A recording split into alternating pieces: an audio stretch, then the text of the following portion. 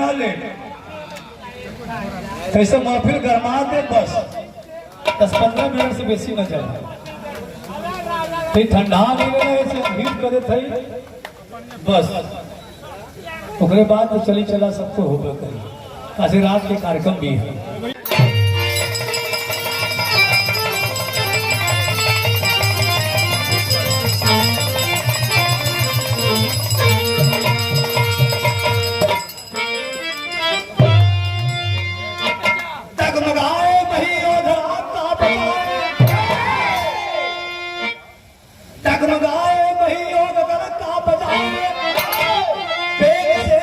पीछे पवन छूट जाए आगे बजरंगी से तलवार टकरा के चट्टान भी फूट जाए गर्जन के तरह जल सफर वाले बादल अदा की अदा से मंडल रचाए ऐसे बलि भी कुंती सुवन से कुटी काल भी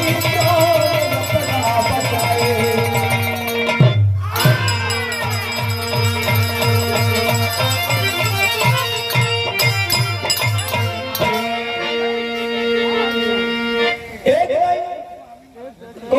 टुकड़ा लगा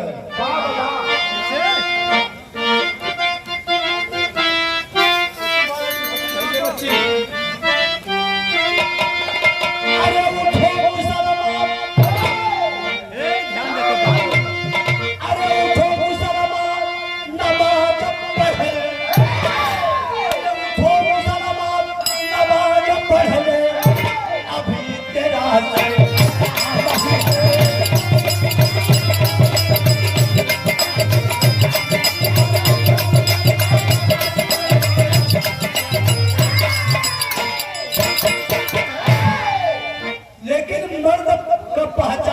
निकला मर्द कैसन होवे के चाहिए। अरे मर्द कहते है उसे जो मर्द कहते है उसे जो दर्द से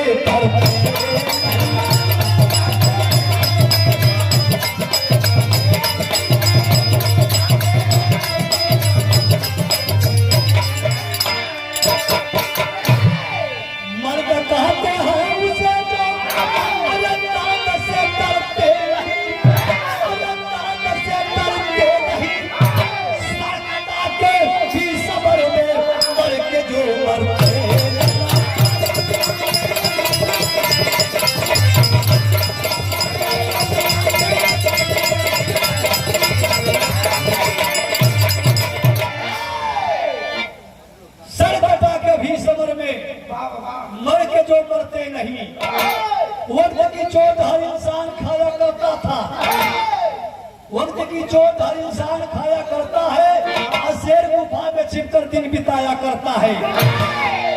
अज्ञातवास का दिन पांडवा बिताते थे अभी विराट के यहाँ भोजन बनाते थे।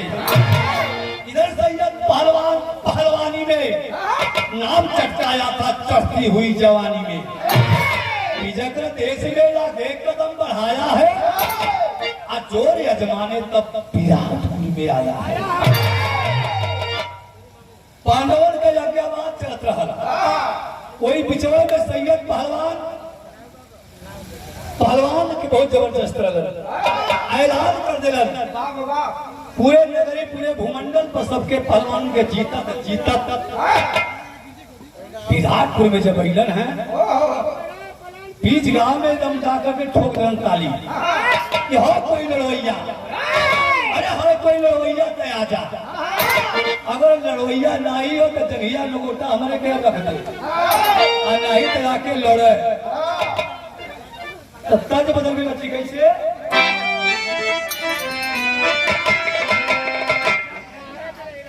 और त्रिभुवन शर्मा कसमा बाजार से बड़ा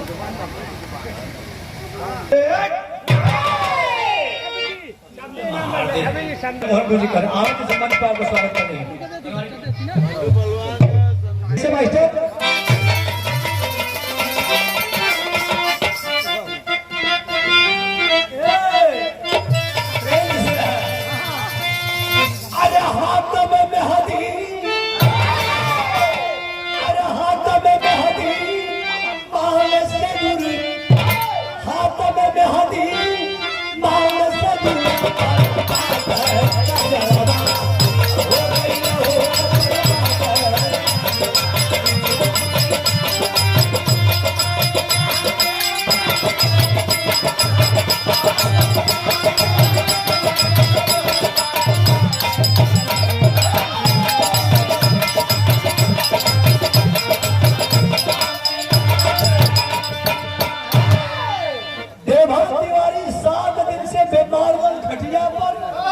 जब बनारस के महोबा से वाला उला के ऐलान कर यहाँ कोई लड़वैया तो आके लड़ ली।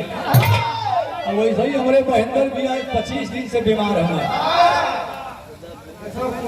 कहली कि को भैया बीमार तो हुआ बज जाई कि नहीं ढोला। विजयी भैया से रजनीगंधा से भी रहा कौन की पहले देहिया हमारे गरम तो होए थे। हम कहीं सही बोले इसना मतलब है ना जब तक जियब कलन की एक बात बड़ी ऊंची बात कलन कि गौल ढोलके बजावत बजावत मर जा लेकिन तोके गवा के छोड़ा। ढोलक बजावत बजावत मर जा लेकिन राजा गवाई तो बिहार जंग से तोके गवा के छोड़ा। हमके जब इतना हिम्मत तो हरे हमके तो दुना दून ध्यान में बीमारिया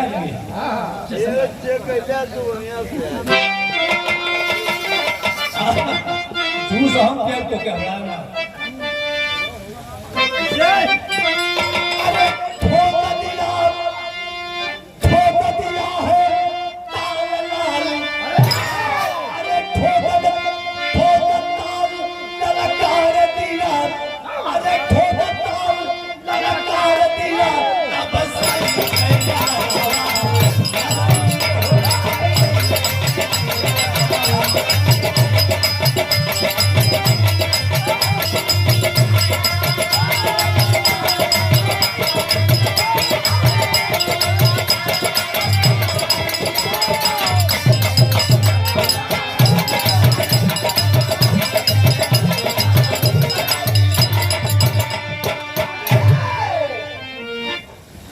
ये भाव पर खुश होकर के 100 रुपए का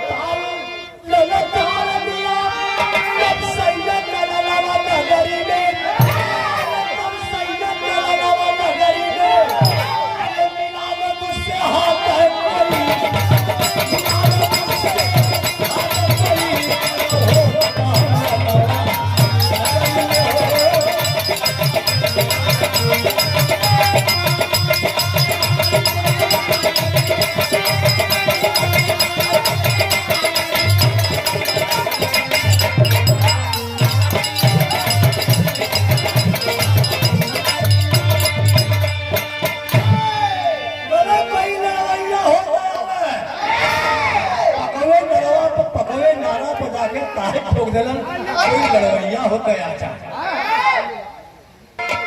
कुश्ती करा दे दे सलासी अरे पाचल न करावा नगरी में अरे पाचल न करावा नगरी में अरे वरना जभिया न बेटा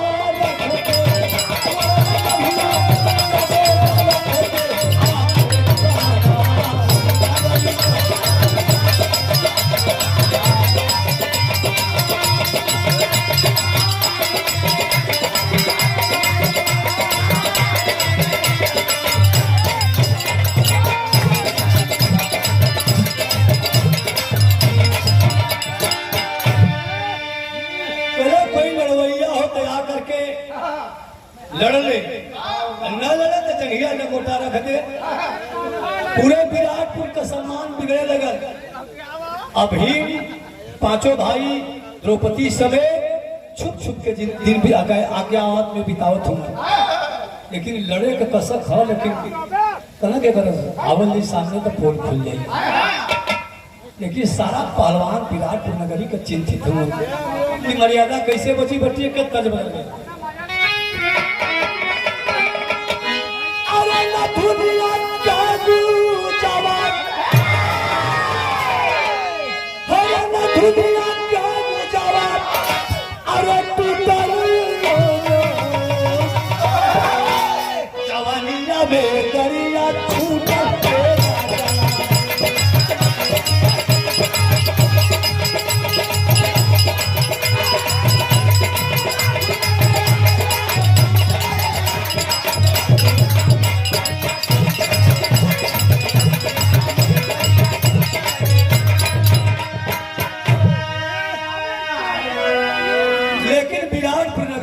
पहलवान झनखत हूँ और सबके बुलावा लोग राजेंद्र भैया के अरे क्या था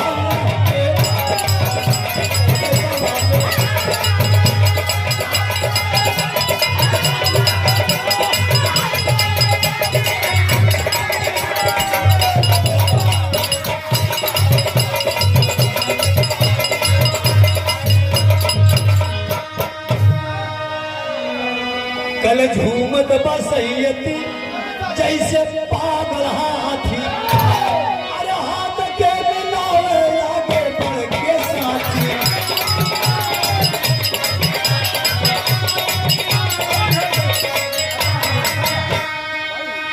अरे पाई तक तोड़ गई, अरे पाई तक तोड़ गई,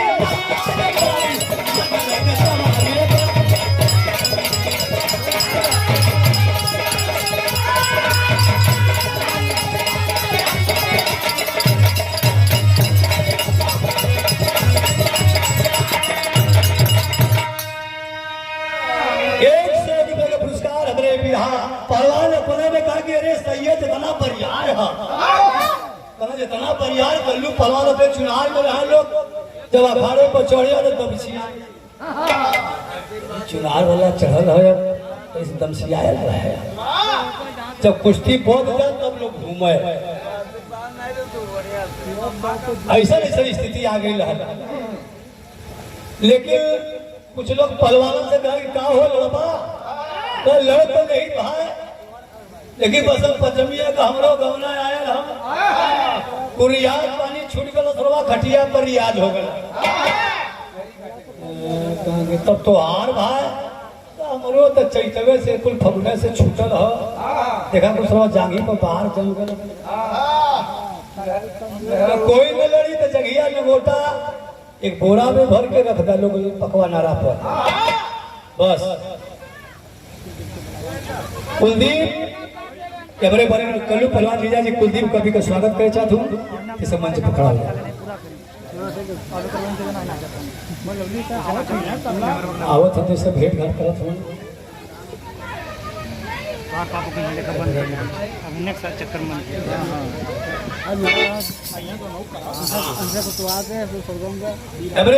दीपक कवि का स्वागत हमारे कल्लू पहलवान जीजा जी आप कह चलो में बहुत बहुत बल्कि प्रणाम हो।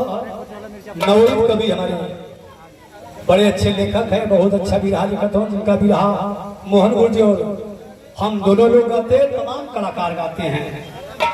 लेकिन कुश्ती जब भीम सुल्लन के कुल पहलवान विराटपुर का जगिया नगोटा कुल देवे जाते हैं सैयद के तरकारी का तड़का मरले रहे, भीम भंडारी रहे भोजन बनावत तरकारी का तड़का मारत हुआ, तब तक कहा कि कुल पहलवान कोई लड़ी ना, जगिया नगोटा सब देवे जाता। इतना सुन करके भीम का तो गोवा फड़क उठा, जब फड़क उठन बच्ची रच बदल बच्ची कैसे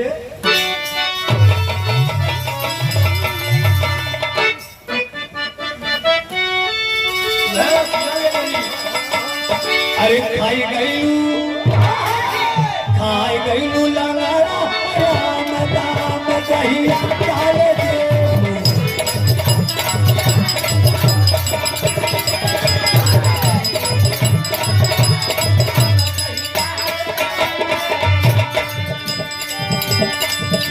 अरे खाई गईलू लंगड़ा राम दाम कहिया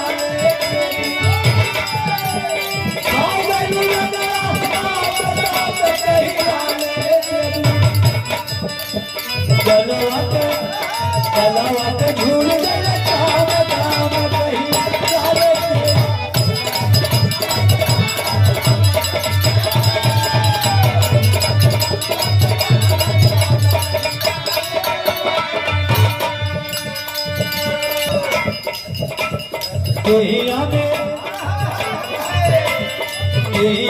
मारी के से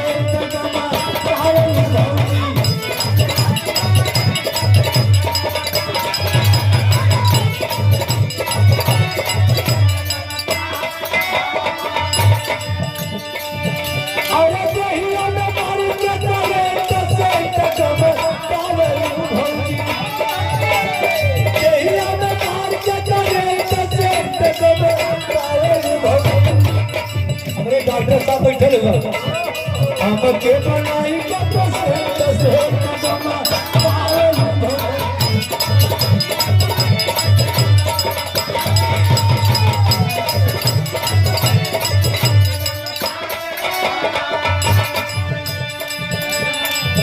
लेकिन इतना कर रहा लेकिन भीम के जब सुनला रोवा रोवा फरक गया।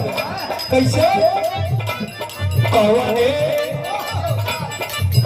अरे कौने मकरिया गलाल ताल गम कौने मारे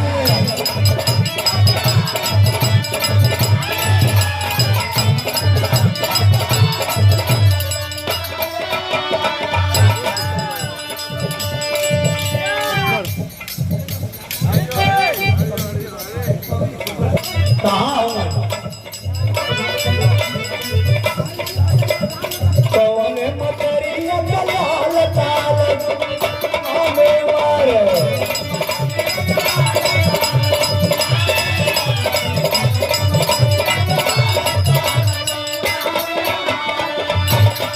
अरे कौने मकरिया गलाल ताल कौने अरे कौने मकरिया गलाल ताल कौने अरे छतिया पकड़ मेरे ताल ताल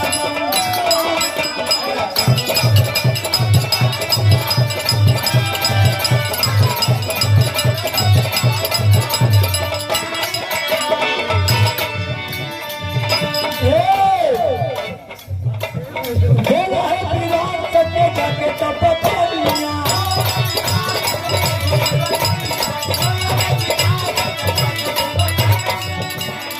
अरे हम के डरावा से करा दसाया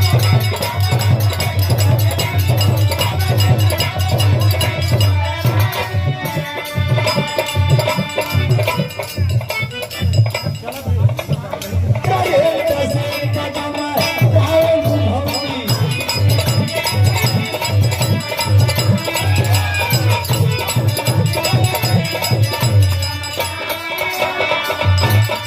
अरे कहिया न मारू के करे तपे कदम पावन भक्ति अरे कहिया न मारू के करे तपे कदम पावन भक्ति हम के बनाई के से